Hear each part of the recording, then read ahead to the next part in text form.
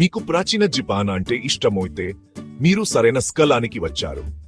హిందూ ధర్మం యొక్క గొప్పతనాన్ని అన్వేషిద్దాం. హిందూ ధర్మం కేవలం ఒక మతం కాదు, ఇది ఒక జీవన విధానం. బాత్సం సంవత్సరాల క్రితం వేండులు కలిగింది. ఇది ప్రపంచంలోని పురాతన మతాలలో ఒకటి. హిందూ ధర్మం అనేక మంది దేవతలు మరియు దేవతలను కలిగి ఉందని మీకు తెలుసా? ప్రతి దేవత జీవితంలోని మరియు విశ్వంలోని వివిధ అంశాలను సూచిస్తుంది.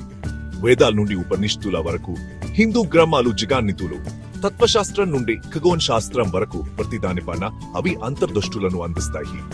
యోగ మరియు ధ్యానం, అవును, అవి హిందూ సాధనల నుండి ఉద్భవించాయి. మానసిక మరియు శారీరక శ్రేయస్సును ప్రోత్సహిస్తాయి. దీపావళి మరియు హోలీ వంటి హిందూ పండుగలను శక్తివంతమైన రంగులు మరియు ఆనందంతో జరుపుకుంటారు.